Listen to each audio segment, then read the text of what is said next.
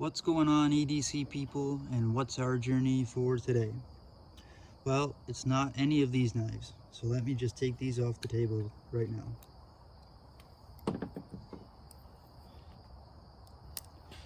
We're here today to do kind of a part one review of Neves knives. I mean, this Kizer from Neves knives. It's the Kizer T1. It is a beautiful knife. I've had only one day with it, so this is really more of just more specific specifications, I guess, and a little bit of a review just from what I've done so far. I will continue to carry it in pocket to do EDC chores with it and give you a better review in some more days. So let me tell you right off the bat, it's obviously a thumb stud deployment. It's a frame lock.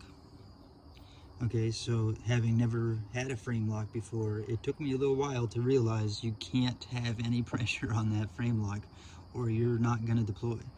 You know, like normally I'd have my fingers here and try to go, and yeah, you're not getting that out. And I'm not pressing hard, but you are not getting that out. So I kind of use the clip as my guide right now, and I tuck my thumb right up underneath there. And you see, I'm still kind of getting used to it. There we go.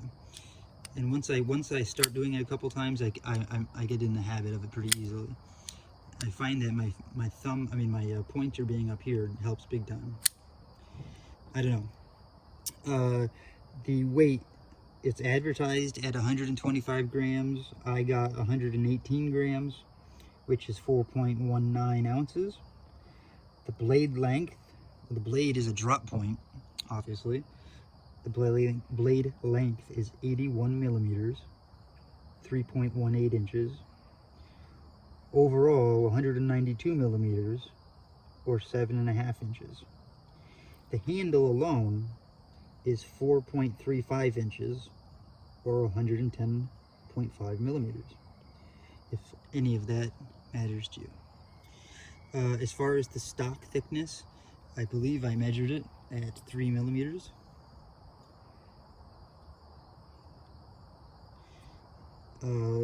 Yeah, it's saying 3.1 right here, but yeah, you know,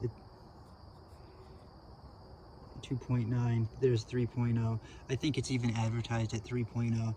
It's 3.0, which is a decent, you know, decently thick, but it has a quite a long blade height to make up for that. The blade height is 27.5 millimeters. So with all that, and with such a high grind, it brings it down to just a beautiful thin edge. It's very slicey. It's very comfortable in your hand. It's a tip-up carry. Right hand only. Sorry, lefties. As far as the pocket clip goes, it slides right in your pocket beautifully. It's pretty much deep carry. I mean, you have it right up to about here. Leaving you just enough to pull it out.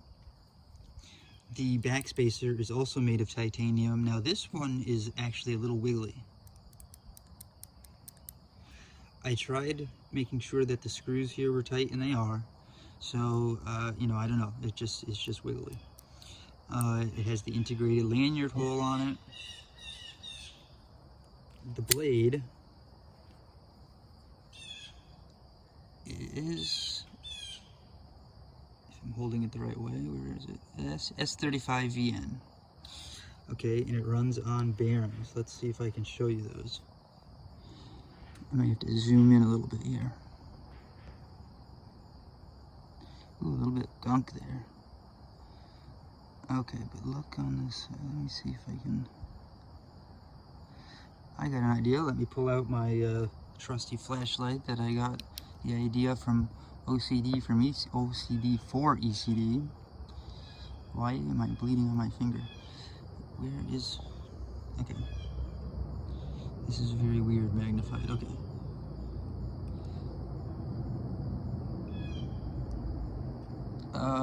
Yeah, I can see. Okay, we remedied that with a little band-aid. I must have clipped myself somehow when I was flipping it open. So, if you look inside here, it's a little dusty. I'll clean it out for Jared. But I believe if you look closely, you will see, depending on where I put the light, the ceramic bearings on each side. The S35VN runs great on these ceramic bearings. As for the knife itself, you know, it's extremely cool looking. It's easily an everyday carry. It's easily even a gentleman's knife.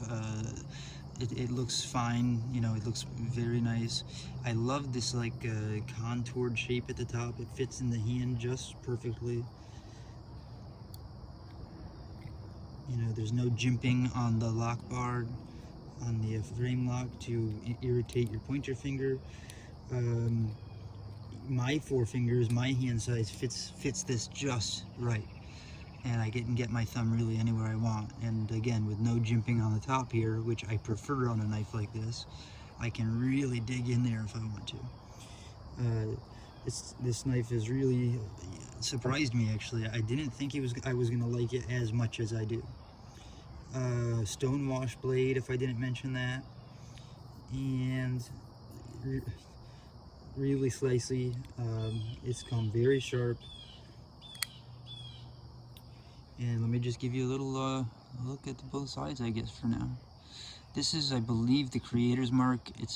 I'm not sure how to say the word. I'm not even going to try. Obviously, it's a T1. S35VN. And what I believe is the product number, or model number. I mentioned when I first saw it, I love to have the pivot screws. We heard these like swirly designs. Still a Torx bit, but really cool. I believe it's T8 all the way around, except for the reinforced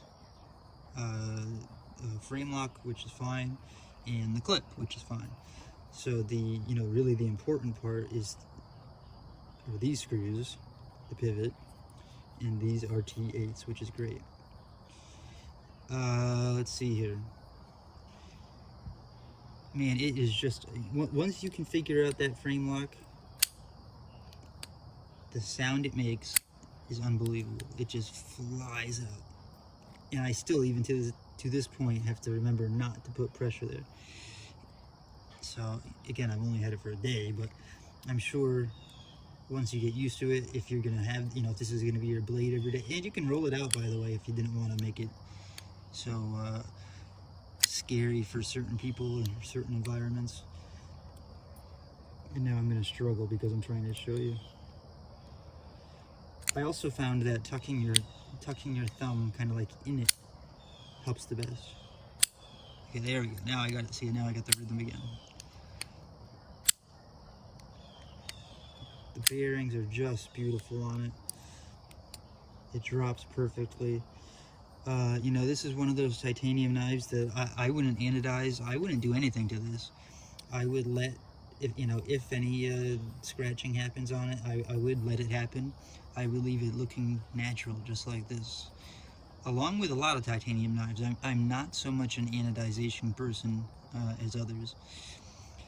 I kind of wish it wasn't only thumb stud. I almost wish it was a flipper somehow, especially with this little notch here, you know, but I don't know, maybe that would have taken away from the design. I'm not a knife designer, but all I know is that, unless you're used to the frame lock, getting used to deploying it is a little bit of a pain.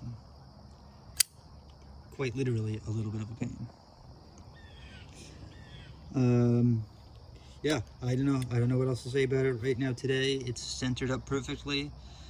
It doesn't quite look like that on the camera for some reason. There we go. More information to come. I'll carry it. I'll continue to carry it. I'll use it and give you a better perspective on it at that point. Right now I'm just giving you the specs and kind of my first day's use of it. On the first day of use, I usually kind of do a photo shoot as well. So I'll include some photos. You'll see them also on Instagram if you follow me on Instagram. It's EDC_journeys on Instagram as opposed to just EDC journeys. Probably you'll see most of the same photos, but after I'm done yapping here, I'll roll some footage that I like. And that's it for now, guys. If you have any questions about it, if you want me to try anything specific with it, if you are thinking about buying it and want to know something about it in particular, now's the time to ask. It's available, I think, on even Amazon for somewhere around $150. I'm sure that there's places you can get it less than that. I didn't do any research, but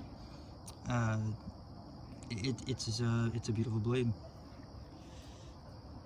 I can't stress enough how much I like how high the blade is. It makes it very slicey. So even though it's 3mm, which is fairly thick, it comes right down to a beautiful fine point. Alright, I'm at this point repeating myself. I will see you next time with more information on it. If you have questions, if you're thinking about getting it and you want to know something about it, if I didn't answer anything specification wise that you'd like to know, if you want me to try something with it to see if it can do it before you buy one, whatever it is, ask me down below. Also, right around here there should be a logo of mine coming up sometime towards the end of the video. If you click that, you'll subscribe to my channel. Whether you do that or not, you can always subscribe the old-fashioned way. Please subscribe. I'm trying to get to 100 subscribers as a goal. I have a time frame in mind, but I don't want to say it because then I don't have to fail. And also, thumbs up if you liked the video. Okay? Thanks a lot, guys. Remember, questions, comments below. I read every single one of them. Sometimes it takes me some time, but I do get back to all of you. I try to answer every question or every statement. If you see the heart, excuse me, if you see the heart pop up, that means that I've at least read it. And then, if you had a question or something and I hearted it and haven't replied, that I'm going to get back to you. I get back to everyone, and if I haven't, that's a mistake on my part. So either ask me again or whatever. Okay, so this is the Kizer T1. Very impressed by it. Very cool knife. Takes a great edge. I love S35 VN because you can sharpen it at like a lower grit, and it comes out with this beautiful, like, toothy yet slicey. I guess you just have to know what I'm talking about to understand that. I can't stress enough, if you're gonna get into knives, learn to sharpen. They come hand in hand. Unless you're getting this for jewelry, learn to sharpen. And I'm not a professional sharpener, and that's coming from me. I'm telling you, I've got to learn to do it better, and if you're gonna get into this like me, so do you.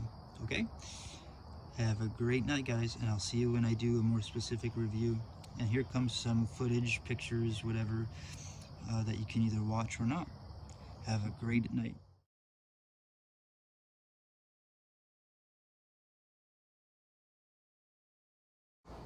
I'm pretty sure this is a foxhole.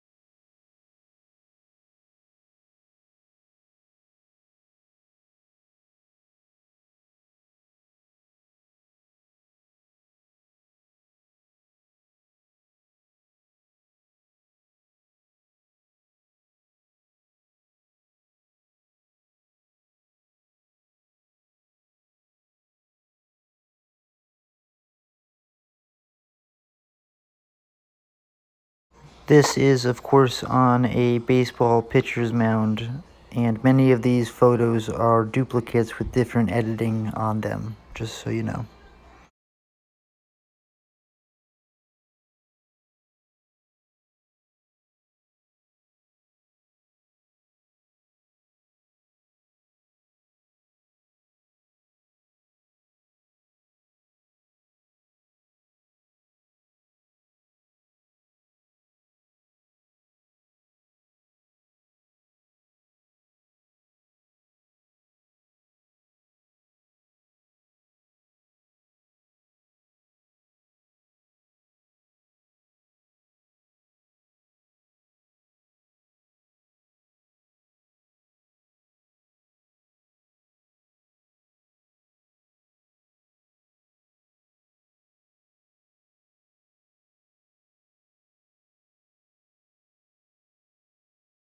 I attempted to use a drone to take some photos, but it didn't come out too well.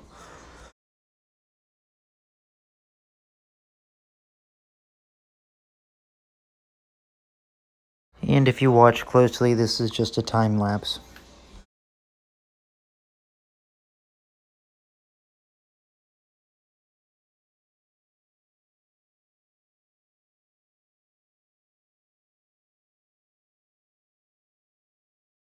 I just want to thank everyone in the community who's helped me, especially Neves at Neves Knives. Both of you are terrific. Thank you.